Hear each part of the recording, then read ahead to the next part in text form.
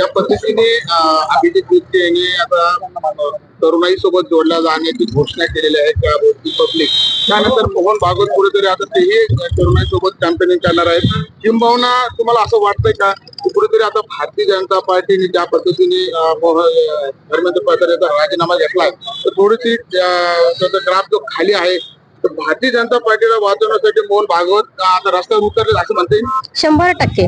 कारण जेव्हा जेव्हा भाजपावरती, भारतीय जनता पार्टीवरती कुठलंही संकट आलेलं आहे तेव्हा तेव्हा RSS रस्त्यावर उतरलेलं आहे. आपण बघितलं की निवडणुकीच्या काळामध्ये सुद्धा RSS अगदी ग्राउंड लेवलला जाऊन, गल्लोगल्लीमध्ये जाऊन भाजपाचा प्रचार करत असतं. म्हणजे जेव्हा जेव्हा भाजपावर संकट आलं तेव्हा तेव्हा RSS त्याच्या मदतीसाठी रस्त्यावर उतरलेला आहे. आणि त्याचाच एक भाग म्हणून काल मोहन भागवत यांनी जैन सोबत संवाद साधला.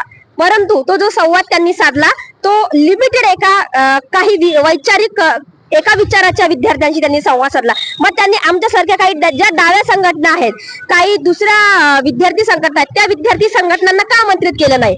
जर त्यांना खरोखरच जैन सोबत, तरुणांसोबत, विद्यार्थ्यांसोबत जर संवाद साधायचा असता तर त्यांनी बाकीच्या ज्या सर्व देशामध्ये असेल, महाराष्ट्रात असेल, ज्या सर्व विद्यार्थी संघटना काम करतात, मग त्या कुठल्याही विचाराच्या असू देत, त्या सर्व विद्यार्थी संघटनांना त्यांनी आमंत्रित केलं पाहिजे होतं आणि त्यांच्याशी संवाद साधायला पाहिजे होता. त्यांनी लिमिटेड काही वैचारिक विद्यार्थ्यांशी संवाद साधून त्यांनी फक्त देशाला किंवा तरुणांना संबोधित करण्याचा प्रयत्न केला, तरुणांना भुरळ घालण्याचा प्रयत्न केला. परंतु मला त्यांना सांगायचं आहे की ही तरुण भुरळ पडणारे तरुण नाहीयेत, ही वैचारिक तरुण आहेत आणि अभ्यासू तरुण आहेत. त्यामुळं यांच्या भूलथापांनाही कधी बळी पडणार नाहीत.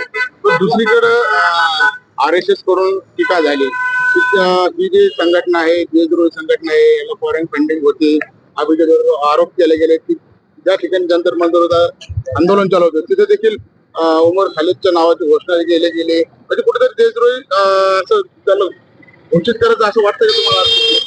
या देशामध्ये आपण बघितलं की 2014 नंतर जो कुठलाही व्यक्ती सरकारच्या विरोधामध्ये घोषणा करेल, सरकारच्या विरोधामध्ये आंदोलन करेल किंवा त्यांच्या गोष्टीवरती प्रश्न उपस्थित करेल, तो अक्षरशः तो देशद्रोही ठरवला जातोय. आपण बघितलं की 2014 नंतर आंदोलन करणं सुद्धा संविधानामध्ये त्यांना गुन्हा वाटतोय आणि अशा आंदोलन कर्त्यांवरती अनेक गुन्हे या देशामध्ये 2014 नंतर मोदी सरकार आल्यानंतर झालंय. आणि त्यामुळेच हाच एक भाग म्हणून CJPच्या त्या आंदोलनाला त्यांनी आतंकवादाचं स्वरूप जे त्यांनी दिलंय, पुन्हा पाकिस्तानशी कनेक्शन त्यांनी आता रोज टीव्ही मीडियाच्या माध्यमातून बातम्या येतात की तिथं काहीतरी बॉम्बस्फोट होणार होता, तिथे पाकिस्तानचे काही घुसखोर घुसले होते आणि आंदोलनामध्ये स्फोटक त्यांनी जाळण्याचा प्रयत्न केला.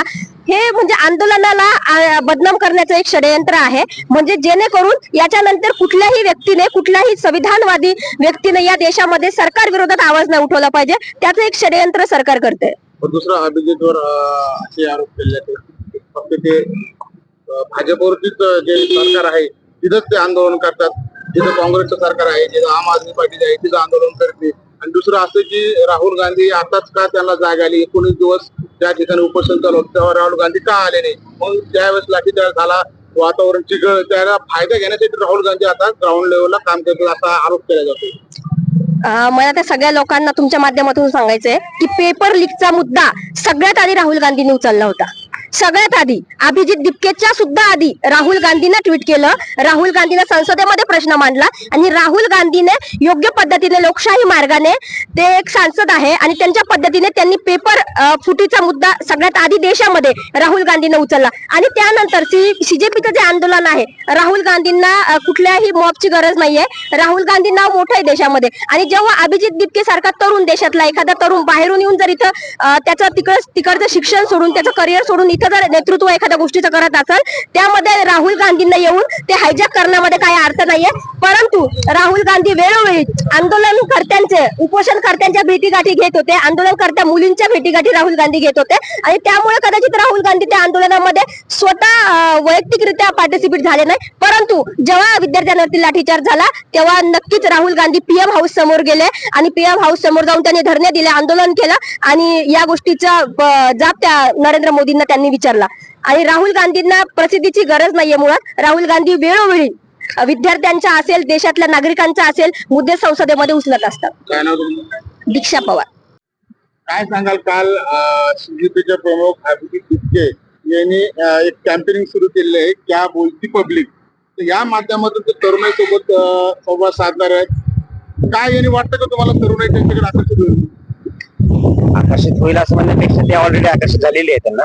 त्याच्यामुळे तर हे दिल्लीचं जे काही आंदोलन असेल आणि त्याच्यानंतर जो काही राजीनामा झाला तर त्याच प्रतीक होतं की तरुणाईला आज एक नवा चेहरा पाहिजे, नवा विचार पाहिजे. आणि हे जे काही पाठिंबाच्या काळामध्ये जे काही भ्रष्टाचार असेल किंवा मग जे काही पेपर फुटीचे प्रकरण असतील किंवा अस्वस्थता आहे तरुणामध्ये, हा झेंजी जो आहे तो नव्या युगाचं नवं प्रतीक आहे. त्यांच्या आशा आकांक्षा, त्यांची स्वप्न हे पूर्ण करण्यासाठी या देशातल्या सरकारनं किंवा या देशातल्या व्यवस्थेनं त्यांच्याकडे खूप काळजीपूर्वक बघायला पाहिजे होतं.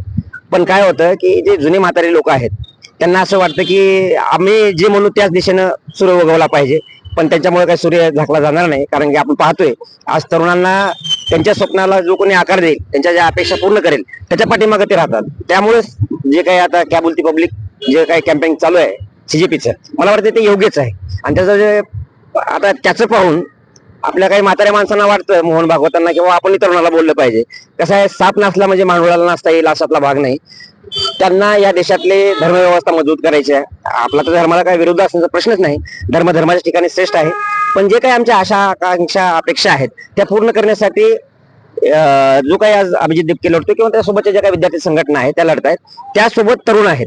हे किती जरी म्हणले की आम्ही तरुणाशी बोलू, तरुणाला साथ घालू, आम्ही डोळे झाकून झंजीवरती विश्वास ठेवू, मला वाटतं की हे कुठेतरी तो राग जो आहे तो कमी करण्यासाठी त्यांना काहीतरी कारण करावं लागते. पण त्यांनी कुणाशी बोलले, मोहन भागवतजी बोलले, त्यांची ज्या पारिवारिक संघटना आहे एबीव्हीपी त्या पोरांशी ते बोलले. त्याच्यामध्ये काय बोलणार आहे, ते ऑलरेडी बोलत झालेले आहेत ना. ते तरुणांना ह्युमन बॉम्ब बनवण्याचं काम करतात असा आमचा स्पष्ट आरोप आहे. त्याच्यामध्ये काय शिकवतात ते, किंवा धर्माचं रक्षण केलं पाहिजे, व्यवस्थित जाती व्यवस्था राहिली पाहिजे, चातुवर्ण व्यवस्था राहिली पाहिजे, तरुणांनी कसं देव देश धर्मासाठी काम केलं पाहिजे.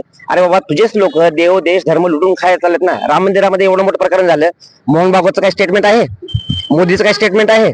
तरुण हा प्रश्न विचारतो ना, आमच्या धर्माला लुटण्याचं काम तुमच्या लोकांनी केलेलं आहे, त्याच्याबद्दल बोला ना. आम्ही आंदोलन केल्यानंतर एक काल आला तो संघाचा माणूस सांगतो की ही संविधान विरोधी कृत्य होते म्हणे आंदोलन करणं या देशामध्ये कधीपासून संविधान विरोधी झालं? उलट संविधानाने आम्हाला अधिकार दिलेला आहे. डॉक्टर बाबासाहेब आंबेडकरांना ऐकून मानणारी ही पिढी आहे. मला असं वाटतं की हे जो काही प्रोग्राम सीजीपीने घेतलेला आहे तो योग्य आहे. डॉक्टर लोकेश कांबळे. ज्या पद्धतीने सीजीपीकडे तरुणाईची ओढ आहे, जोडल्या जात आहे, मात्र कुठेतरी त्याला ट्रोल केल्या जाते, त्याच्यावरती कुठेतरी देशद्रोहाचे आरोप केले जाते. ज्या ठिकाणी आंदोलन झालं तिथे देशद्रोही आंदोलन झालं, तिथे देशाच्या विरोधात घोषणाबाजी केल्या, कुठेतरी त्या अमर खालिद काय त्याच्या नावाची चर्चा केली गेली. कसं पाहताय? खर तर लोकशाहीमध्ये आंदोलन करणं, उपोषण करणं हा अधिकार आहे. आणि तुम्ही कधीपासून म्हणजे बीजेपी आरएसएसची जी नीती आहे की नाही आंदोलन करणं वगैरे लोकशाहीला मानत नाही, हे त्यांचं आहे. त्याच्यामुळे ते लोक म्हणत असतील त्या पद्धतीनं तसं तर मग ते असू शकतं. आणि दुसरी गोष्ट, जर संवादाचा मुद्दा आला तर ज्या पद्धतीनं अभिजित संवाद सगळ्यांशी साधतोय त्याच्याकडे एक दिशा आहे. मोहन भागवतांकडे काय दिशा आहे? ज्यांच्याकडे काही दिशाच नाही ते लोक जर संवाद साधत असतील तर काय म्हणजे काय अर्थ आहे त्याचा? कोणाची बरोबरी करायची आणि उगाच काही करायचं म्हणून ते केलं जात नाही किंवा ते करू नये. तसं तर खरं तर मोहन भागवतांनी ज्या पद्धतीने हे संवाद चालू केलेला आहे ते कोणाशी संवाद करताय? पहिली गोष्ट तर तळागाळातल्या विद्यार्थ्यांशी किंवा वाड्या वस्त्यांवरती जाऊन त्या पोरांशी संवाद करताय का? ते तर नाही. त्यांच्याच पोरांशी, त्यांचे जे एयुपीचे वगैरे जे काही पोरं आहेत त्यांच्याशी संवाद करताय. म्हणजे एक दिशा नसलेला प्रकार हे मोहन भागवतांकडे आहे आणि अभिजितकडे एक दिशा असलेला प्रकार आहे. काय नाव? मनीषा बल्ला. सीजीपीने कॅम्पेनिंग सुरू केला, क्या बोलते पब्लिक, त्यानंतर कुठेतरी मोहन भागवत आरएसएस प्रमुख आहेत, त्यांनी देखील तरुणाई सोबत बोललं गेलं पाहिजे, त्यांचे म्हणणं ऐकून घेतलं पाहिजे, म्हणून त्यांनी देखील काल मुंबईमध्ये काही तरुणांसोबत संवाद साधलाय. कसं पाहता तुम्ही या दोन्ही गोष्टीकडे? नक्कीच सीजीपीचे प्रमुख अभिजित दिपके यांनी जे काल घोषणा केलेली आहे की आम्ही आता तरुणांशी संवाद साधणार, क्या बोलती पब्लिक हे जाणून घेणार, तर ते पब्लिकच्या मनातील, तरुणाईच्या मनातील जाणून घ्यायचा जो काही प्रयत्न करत आहेत तो स्वागतार्ह आहे.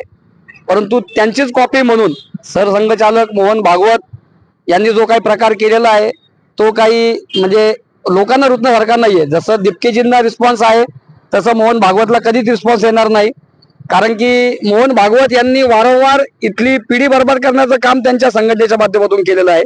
संघाने आतापर्यंत लोकांच्यासाठी असा कोणताच लोकोपयोगी कार्यक्रम या ठिकाणी केलेला नाही. त्यांची संस्थाच परवानगी धारक नाही आहे. म्हणजे आरएसएसला आतापर्यंत परवानगीच त्यांनी घेतलेली नाही. त्यांची संस्था नॉन रजिस्टर आहे. ते त्यांच्या दसरा मेळाव्यामध्ये शस्त्राचं पूजन करतात. म्हणजे ते लोकशाही त्यांना मान्य नाही. त्या लोकशाहीमध्ये ते क्या बोलती पब्लिक सारखं कॅम्पेन राबवून ते काय साध्य करणार आहेत. म्हणजे ज्यांना लोकशाही मान्य नाही ते पब्लिकमध्ये घुसल्यानंतर पब्लिकला डराव धमकावून म्हणजे त्यांच्या सरकारच्या बाबतीत बोलून घेणार आहे किंवा त्यांच्या बाबतीत बोलून घेणार आहे. त्यांनी काल जो संवाद एबीपीच्या पदाधिकाऱ्यांसोबत मांडला तर त्याच्यातल्या एकाच्याही म्हणजे स्वतःमध्ये दम नाही की ते त्यांना उलट प्रश्न विचारू शकतील किंवा हो तुम्ही हे जे केलं हे चुकीचं केलं.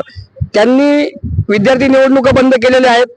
त्यांनी इथल्या लोकशाहीमध्ये असणारे सगळे हक्क आणि अधिकार डावलून स्वतःचं राज्य कसं निर्माण करता येईल म्हणजे संघ बीजेपीला कसा धार्जिन होईल यासाठी ते काम करत असतात. त्यामध्ये ते कधीच लोकशाही मान्य करत नाही. मग ते काय लोकांच्या समस्या मान्य करतील की लोकांनी तर त्यांना प्रश्न केला की हो आमच्या या समस्या आहेत त्याचं निराकरण ते करतील का. म्हणजे ते अशाच लोकांसोबत संवाद साधणार आहेत की जे त्यांच्या फेवरचे आहेत, जे त्यांच्या जवळचे आहेत, जे त्यांच्याबद्दल चांगलं बोलतील, जे त्यांना प्रश्न विचारणार नाहीत, जे त्यांच्या कामाची स्तुती करतील. अशा लोकांसोबत क्या बोलती पब्लिक संवाद साधून ते काय साध्य करणार आहेत. त्यापेक्षा अभिजित दिपके तरी ग्राउंड लेवलला जाऊन ज्यांच्या खरंच समस्या आहेत, पेपर फुटीची समस्या असेल, बेरोजगारीची समस्या असेल, वारंवार होणाऱ्या ज्या भरत्या ज्या आहेत त्याच्यासाठी असणारी फी जी वारंवार आकारल्या जाते त्या संदर्भातल्या समस्या असतील, सेटनेट धारकांचे प्रश्न असतील, प्राध्यापकांचे प्रश्न असतील, या संदर्भात रस्त्यावर उतरून लोकांनी संवाद साधणार आहेत. परंतु एकीकडे मोहन भागवत जे कॅम्पेनिंग राबवणार आहेत ते त्यांच्या संघाच्या लोकांसोबत राबवणार आहेत आणि एकीकडे अभिजित दिपके सर्वसामान्य जाणार आहे. म्हणून आम्हाला मोहन भागवत पेक्षा अभिजित दिपके त्या ठिकाणी श्रेष्ठ वाटतात. सर नाव काय? प्राध्यापक गुणरत्न सोनवणे.